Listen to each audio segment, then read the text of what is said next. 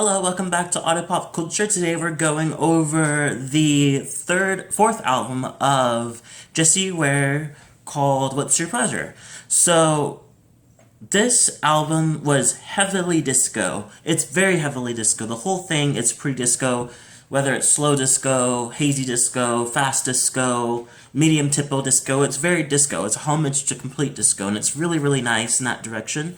This was with the help of Jason Ford, who was a producer, did a lot of production for Arctic Monkeys and Clemox. So definitely have some. From seeing that, I was definitely excited to see what he's gonna do with this, with the vocals of the angelic Jessie Ware. I do like her. I definitely fell off of her pretty much after the first album. I liked the first album, loved it. Devotion was great. And then I kind of just went places where I didn't really think about her. I knew she was doing stuff, but I couldn't pull myself in because the singles weren't really pulling me in.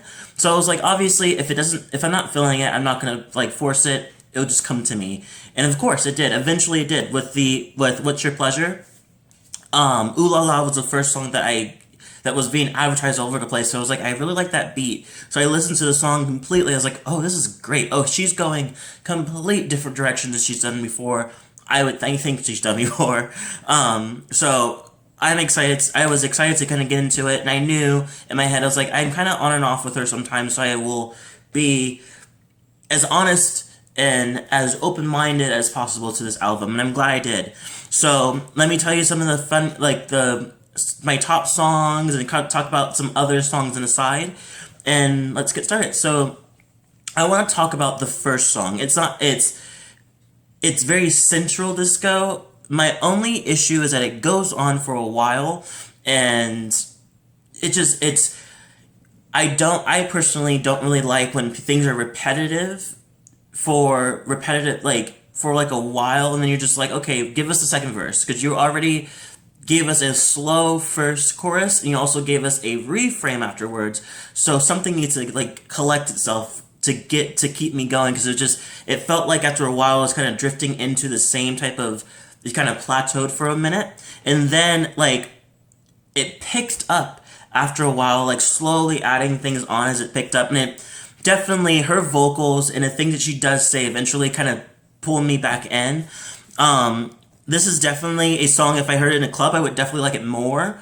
I don't know why we started with a song, one of the longest songs from the beginning, but I also understand at the same time, because you're trying to show that this is the vibe that you're presenting. But it definitely feels like a Coke song to anything. If we're going to go disco, we have to talk about the fact that there always was at least in the gay clubs, there's always was a Coke song that they did when you had to go get some Coke in the bathroom.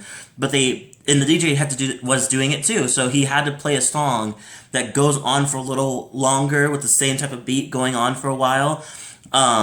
So he has time to go get some Coke. A couple of friends get Coke, he can go find it and everything. So this is definitely a Coke song in the best way. So I really like that. What's Your Pleasure is my first favorite song, which is I love. And I love the music video too. I'm still gotta watch the other ones too. Because I know she's been just throwing out music videos after the other. I really love this one. I love it. So catchy. The chorus is even more catchy with the push, press, less, more.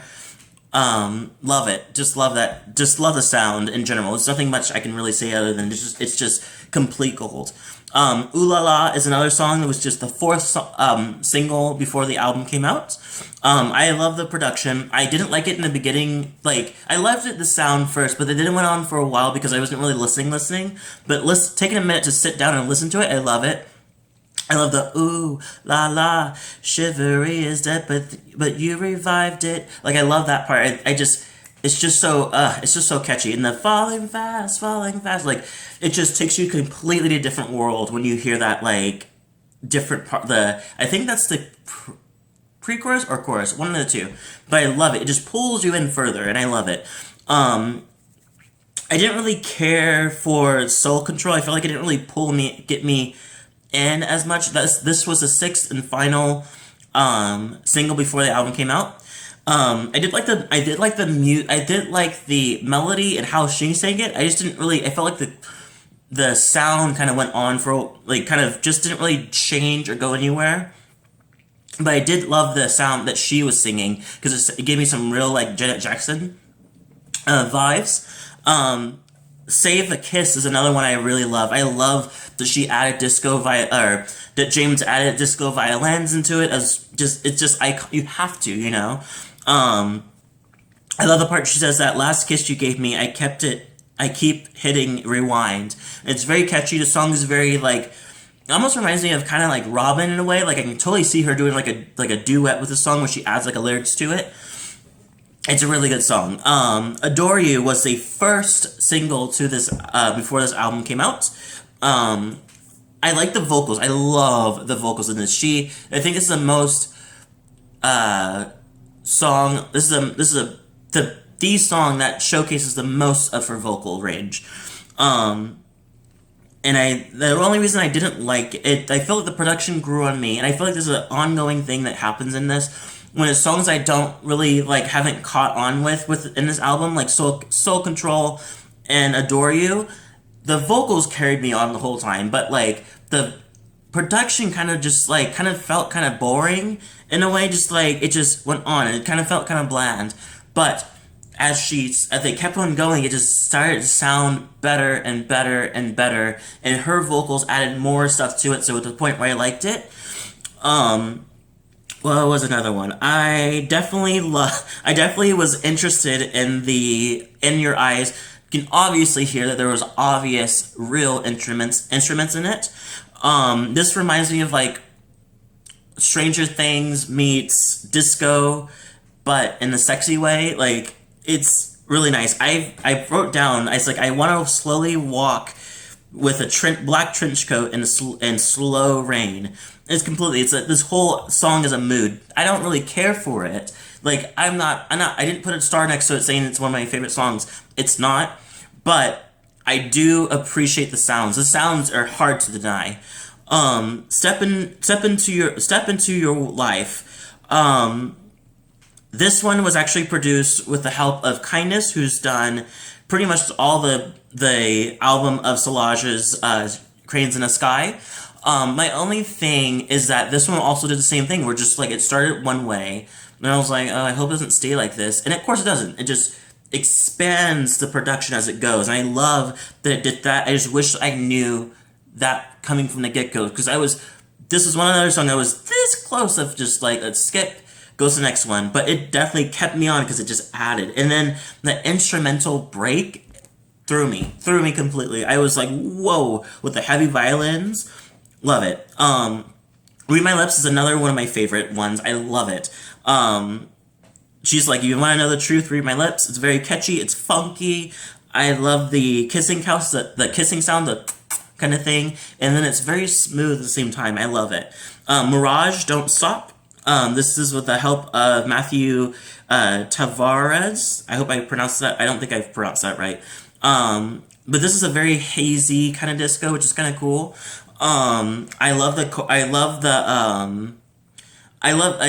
It's very hazy in the get-go too, because you're just feeling it, and she's taking her time, just like her vocals is just like just honey, just oozing down, and it definitely shows in this when she's like, you're the only fantasy I see, and it's just like. It's oozing down, and she's saying it, and you're just like, where's this going? And then all of a sudden she's like, don't stop moving together. This is like da-da-da-da-da-da-da-da, and it's just like it picks up surprisingly fast when you think, and then as you go on, the music goes on. You're like, oh, okay. There's a bit of a add-on as it goes, and it really is. It sounds really nice. The last two songs are okay. The Kill was okay. It just sounds kind of dark, but I just felt like, and I like the refrain at the very end, but I felt like it just did the thing where it just like was like this for like most of the song, and at the very end when the refrain came in, then it expanded. Remember What You Are is the last song, and it does feel like a last song. One bit that I like from it is the song, the birds are singing a duet with the morning traffic, and I love that. It gives you a whole visual of what's going on. So that's pretty much it. I do like this song. This album. This is definitely a complete turn from what I last heard from her and the singles that came from the other albums. I definitely feel like this is a complete turn. So I give her credit for all of this. I think it's so great. I give it a.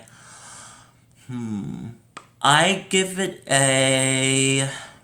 What should I give it? I'll give it a. I'm like borderline. What I know. I haven't done half before, but I'll give this a 8.5. 8.5. Just an 8. 8, solid 8. Because I feel like there's some pieces I didn't really care for, but I do recognize that James and Jessie did a great job with this album and bringing you a complete travel back in time to the disco sound. And I think they did a great job with it. So I'm very excited to see where she's going to go with this. Is she going to continue the disco, or is she going to give us something else that's just going to throw me away and just like, whoa, kind of thing. So I'm excited. Leave a comment below. Tell me what you thought. If you liked it, if you didn't like it. If you did, tell me what your favorite songs were. If you didn't like it, tell me why. I hope everybody has a great day and a great week. It is Wednesday, so hopefully Friday comes fast. And I'll see you all in the next video.